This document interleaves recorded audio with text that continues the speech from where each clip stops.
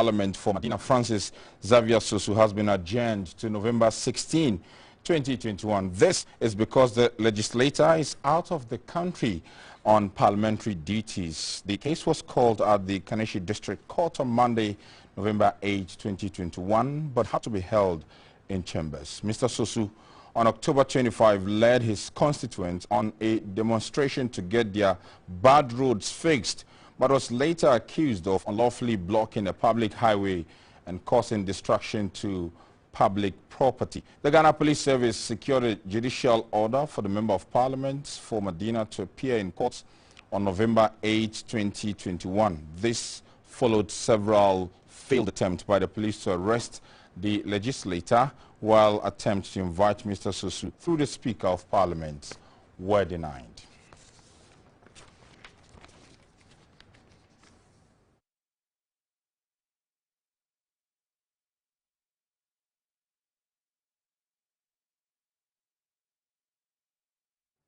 Meanwhile, some members of the constituency say the demonstration held on October 25 is yielding results because the contractor is back on site and work is ongoing. Yeah, let me say we're grateful to Almighty God. If the demonstration that we backed good residents of Medina, taking it Aimensa, Kweiman, Danfa, Adotema, TB, and then getting to Amaya.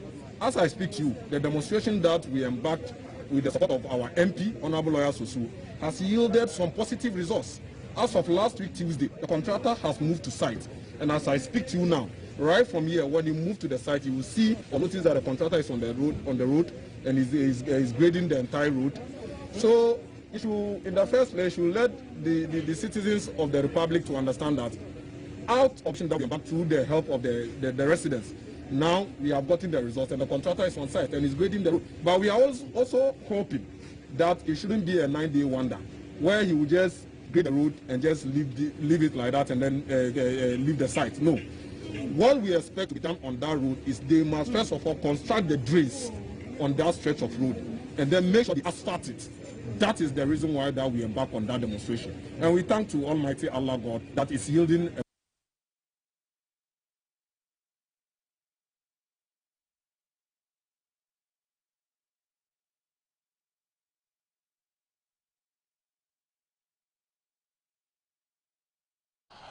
Now let's go to the Ashanti region, where the Konongo District Court has remanded five accused persons arrested in connection with the death of the first-year male student of the Konongo Dumasi Senior High School. The suspects have been sent to a juvenile detention center at Dwaso in the Asante Akim South Municipality to reappear on 15th November 2021.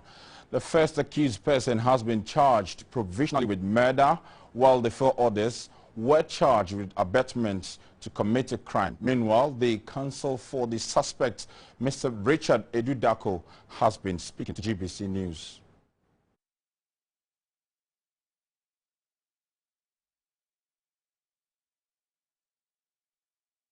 We're bringing you that video later, but a clinical trials is underway in the Upper East region at Navrongo Health Research Center under the Ghana Health Service to develop 2 COVID-19 vaccines in the country. Now the vaccines are Sputnik Light and VATS 008 from Sanofi. Research centers under the Ghana Health Service, the Kintampo Health Research Center, the Kumasi CRC, Ghana hopes to successfully produce COVID vaccines for use. 495 participants have already been recruited for the Sputnik Light vaccine. Clinical trials for the Sputnik Light vaccine started in June and is expected to end in December. Participants who participated in the clinical trials are currently being monitored. We follow the participants up for adverse events weekly by phone call. But if anyone is sick or has any problem, they call in, or sometimes they come to us to take care of them medically. On our visit to the Navrongo Health Research Center in the Upper East region, the second batch of participants for the 008 Sanofi vaccine clinical trials were going through the necessary screening, including taking of vitals, consenting and being given further details on what the trials hope to achieve. Usman Mujahid, a student of the University for Development Studies, Tamale, who is participating in the VAT 008 Sanofi COVID-19 vaccine clinical trials, is optimistic of the outcome and the work of the center. Pfizer and Johnson & Johnson, they also went through the same process. So had people feared to take on, we wouldn't have had them established. So it is good for the community, the scientific community, to develop new vaccines that can counter the variation of the virus. The VAT 008 Sanofi vaccine clinical trial, currently ongoing at the Navrengo Health Research Center, started in September. About 1,800 participants are to take part in the clinical trials. Both the Sputnik Light and VAT 008 from Sanofi clinical trials selected participants within the civil areas in Navrengo and Busa for a jab with either the vaccine or placebo. Participants will be followed for at least 1 year to protect their safety. So far, Navrengo has recruited close to 500 participants for stage 1, and we have about 8 visits just to follow up the participants, and there are 2 doses, so the person gets jabbed on the first visit and then 21 days after the second visit, just to see how safe the vaccine is. The head of the clinical trials department at the Navrengo Health Research Center, Dr. Nanako Sansa, says it is necessary to build more capacity on clinical trials to further develop scientific research in the country. The platform is already set. More people, more young scientists should be encouraged to go into clinical trials. More hospitals and health facilities should not just be service delivery areas, but also try to conduct research so that it would inform our health decisions, and it also gives us access to vaccines when they are scarce. The VAT 008 from Sanofi is a 2-dose regimen, while the Sputnik Light is a single dose. With approval after going through the needed phases, the vaccines are expected to be used in Ghana. For GBC News, Mavis Champo. Of course, this will boost Ghana's vaccination drive. Now, a Concomba Education Endowment Fund, KEEF, has been formally launched in Accra to generate funds to support needy but brilliant students of Concomba descent. The Vice President, Dr. Mahmoud Obamia, who set the fund in motion, said the fund will focus on investment in education for the people of Mpakpando and also to encourage the youth to pursue higher education. The Kokumba Youth Association, KOYA, is driving the Kokumba Education Endowment Fund. It will solicit funds from all Kokumbas for the purpose of developing education in the area. The group says the lives of many brilliant but needy students in the area have been wasted simply because the financial backbone to support them to pursue higher education is not available. These and many other hurdles confronting the Kokumba youth will be addressed by the fund. The chairman of the Kokumba Education Endowment Fund Management Committee, Professor Justice Baole, was optimistic the fund will spur indigents on to contribute and support needy Kokumba youth to get sound education. If there's any single thing that can level us and make sure that we do no longer have rich and poor people's children, it is education. And many of us that I have mentioned have become first-generation scholars in our families. And through the contribution of education, we are contributing to building not only our families, but Kupapa and as well as Ghana. And so the need for us to be able to support young people is obvious. The Minister for Defense, Dr. Dominic Nito, appealed to all to contribute to build a solid fund to improve on the educational fortunes in the area. The running mate for the NDC in the 2020 general election, Professor Nana Junupo Kwajimai, in remarks on behalf of former President John Mahama, said the fund will come in handy to many needy students. KOYA demonstrates that we need equity and not necessarily equality in the disbursement of support. Some need more than the other. Some don't even require what we are giving them because they are capable of providing more. There is a need for a nationally shared, articulated vision of how we wish to see our country. What should Ghana look like in 20 years' time? What should be the relationship between education and our development plans? These questions must be addressed in both horizontal and vertical ways, and in relation to other sectors from education. The Vice President, Dr. Mahamadou Bawumia, said human capital is key in transforming economies and not natural resources, hence the need to invest in human resource. Konkomba Education Endowment Fund will therefore serve a good national purpose. I therefore wholeheartedly and gladly endorse the Konkomba Education Endowment Fund. I passionately urge all well-meaning individuals and groups across Ghana and beyond to generously donate to this fund to help educate the brilliant but needy Konkomba students. He commended the Kokomba people for this initiative, which has the potential of giving Kokomba youth a leg up in life. He said the government recognizes the importance of education and therefore rolled out the free SHS policy, which is a huge relief to many parents.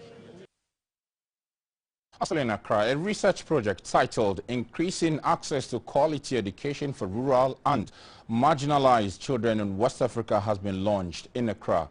The project will be a comparative study of accelerated education and girls-focused programs in the country, Nigeria and Sierra Leone. The Minister of Education, Dr. Yao Asaiduchim, says governments will not relent in its efforts to implement the recommendations of research in education for national growth.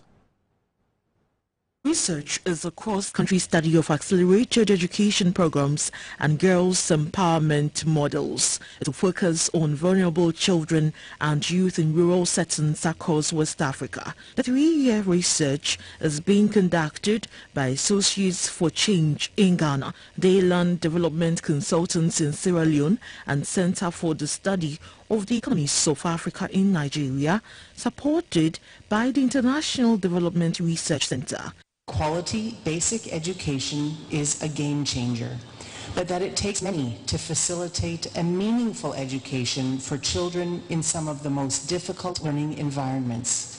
Ghana's Education Minister, Dr. Yosei Duchum, said in the last 20 years, accelerated education and girls-focused programs have been implemented in Ghana as an innovative strategy to address rural-urban disparities in education, and this has proven to be effective models in addressing the problems. We don't want to implement policies that we do not anticipate the end results. We want to use the policies that will come out of here, influence how we do some things, and begin to look at how we change this system once and for all. Mr. Duchum stated that the evaluation of the Complementary Basic Education Program, CBE, implemented from 2013 to 2018 demonstrated positive results across all targets. Out of the 248,556 out-of-school children enrolled in CBE program, over 90% completed the accelerated education program and over 93% have transitioned into formal education over the 5-year period. For GBC News, Ofei Wadako reporting. Hundreds of residents were on Sunday displaced when tidal waves hit some communities along Kita-Flow stretch in the Volta region. The situation has so far caused most of the residents to salvage some of their belongings onto portions of the main road while they await for the water to recede. Tidal waves hitting communities in those areas have been an annual occurrence that can only be resolved with a sea defense wall.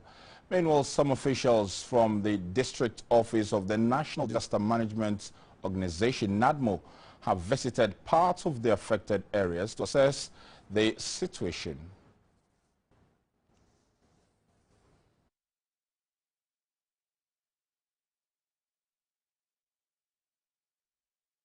Joining us for more on this subject is the National Communication Director of NADMO, George Isi. George, thank you so much for your time. Tell us what your assessment of the situation is. Yeah, thank you. Our members, the district director is giving a preliminary assessment. The regional director of NADMO is at the place. He's gone to the Angloga area. And at the Angloga area, the situation is bad. About 700 people have been directly affected and displaced. About 150 houses flooded as a result of the tidal waves, which from his estimation constitutes about 70% of the people in that area. And they've moved to the Keta area. It's per the reports, it's even worse than the Angloga situation. And so, as your preliminary intro says, some people have had to put up on the main routes. It's worrying. We've been able to get in some of the classrooms and all, but it seems like we need to do more than what is happening now. So the situation along the coast in the Keta enclave is not too good.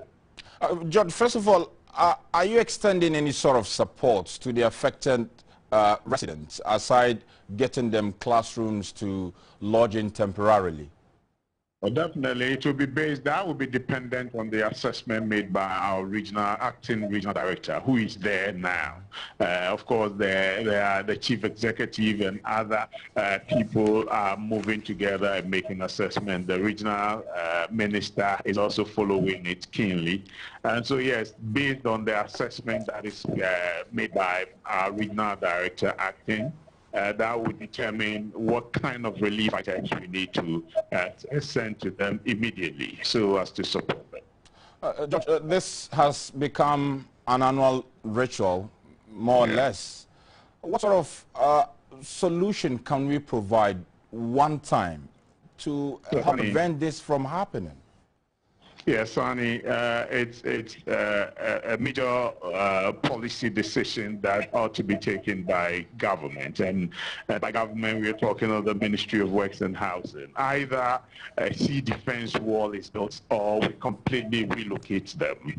Either a sea defense wall is built or we completely relocate them. And you know, these two decisions are all capital intensive. And so that must come from the policy makers, and that must be a government decision through the ministry, from the Ministry of Works and Housing, maybe to cabinet, for cabinet to take that decision. You know, I think, as you said, it's become an annual thing. And if we continue, we don't know where. Fortunately, so far, we've not recorded any fatality, but we don't know when it may result in devastating fatalities. So the earlier we take the decision and the step to ensure that we either build a sea defense wall to protect the people along that part of the coast, or we completely relocate them because of the danger it poses to the residents there. Jordan, I was wondering, as NADMO, what has been the level of conversation with the ministry in charge or responsible for that area? Has there been any conversation or any push from NADMO's perspective to get the sea defense wall, since we know that's the final solution? Yeah, you know, last year, you know, at the tail end of last year, my Director General had the occasion to visit the people to give them some relief support. And it's all on the heels of the happenings like this. And fortunately, my Director General also sits on the board of the Ministry of Works and Housing. So definitely, there's been engagement going on there. We believe going forward, the Minister himself will also be seeing what is happening and teaming up with my Director General. Reports, definitely, government will take the necessary and the needed step to help save the lives of the people in that enclave. And I know the Member of Parliament, the Honorable Jira, is also pushing seriously. So as a team, working tandem, definitely, government will take the needed step to go and the people of the Keita Angloga enclave who are affected by these tidal waves consistently is becoming scared. Thank you so much, George, for your time this afternoon. George IC is Director of Communications at the National Organization, NADMO. NADMO is in charge of ensuring that everything, disaster in this country is being contained. And just as you heard him, he has been telling us what his outfit has been doing to help resolve the situation.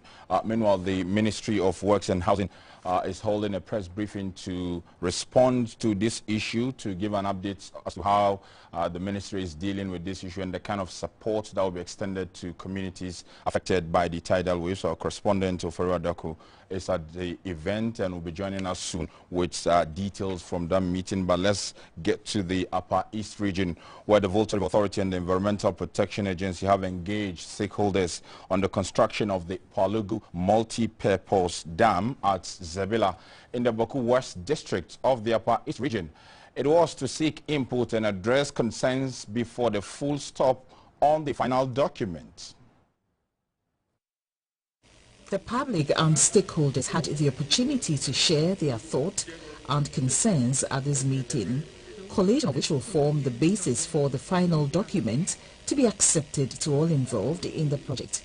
Already studies, surveys and designs have been completed, whilst efforts are underway to finalize all compensation and settlement issues in addition to legitimate acquisition of the land. In November 2019, President Akufo-Addo cut the sword for work to start on the dam as a permanent solution to the perennial floods in the region. It is also to generate electricity and promote irrigation-driven agricultural activities. The public hearing is part of the build-up to the start of the actual construction of the $993 million project. The manager in charge of sustainability activities of the construction of the Palugu multi-purpose dam, Mr. Jonathan Hagen, said the project rice output will replace 16% of the current rice imports, and the project maize output will replace up to 32% of the current maize imports.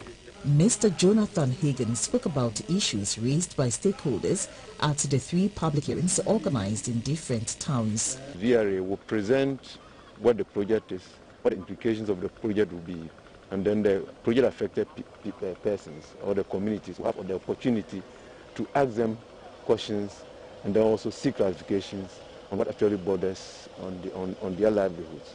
The chief of Maligabu, a committee in the Garu district, Naba Daniel Aditi, who's also the 2013 Regional Best Farmer, appealed to government to engage competent people to handle the resettlement issues. More than 50 communities have been educated on the benefit to derive from the project on completion. The Palugu Dam site is located on the White Volta, approximately 30 kilometers southwest of Mogatanga, across the Upper East region and the Northeast region.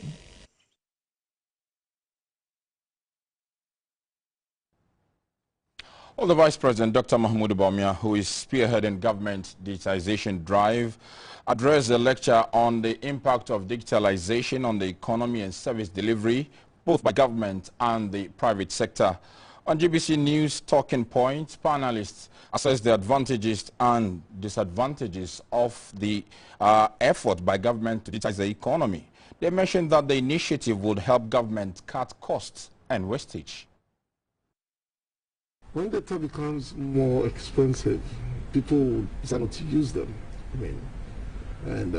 I think that if we've captured a lot of people into the tax net now because of the Ghana card, we should look at other sources of raising tax revenue and remove the communication service tax to make data very cheap for people to begin to use it. Because you see, there's a whole economy around digitization that will create jobs, and that will also let our economy grow. And we can tax people out of their income if they are involved themselves in these sort of activities, rather than be taxing the infrastructure that they need to involve in those activities. I read in the Vice President's statement how platforms were built by the Ghana Revenue, all of that. I hope that will continue a process and get you to a conclusion, so that all Ghanaians can go there. Imagine about this electronic, what do you call, insurance with a code. I tried a code and I noticed how had the insurance, everything was perfect. We need to move it to now the Ghana revenue, how to collect revenue, so that government will benefit.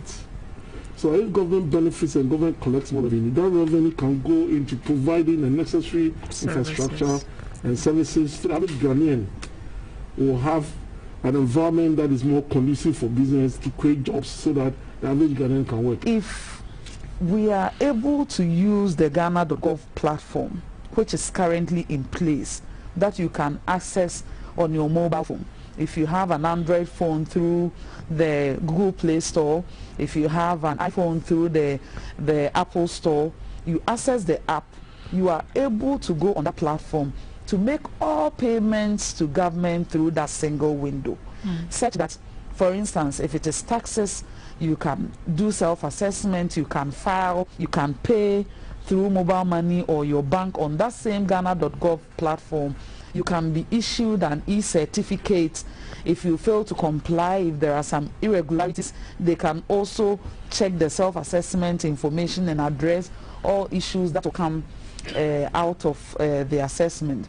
It also means that it will help government to cut the corruption and the waste, because you go to some institutions and an individual is sitting there, take 5 Ghana cedis, only 1 cedi is going to government, and 4 cedis is going into someone's pocket to enrich himself. If we have the benefit of the platform, it means all revenue mobilized by government goes directly into government accounts. Now let's go back to our lead story of the day, because the coastline from Tema Naval Base to Paradise Beach is being heavily hit by a tidal wave. The waves have carried away a public pipe that serves residents of Tema Newtown and properties of residents. Tema Regional Correspondent Michael Diwonu is currently at Tema Newtown and joins us with some live updates on the situation.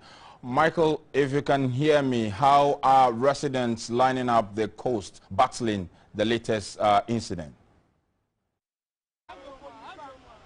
This morning we woke up to the news of tidal waves affecting the people of the Volta region, including Adina, Salakopa and Amutinu. But I can confirm to you that we are coming to you live from Tema Newtown, where the residents here have also been severely affected by the tidal waves.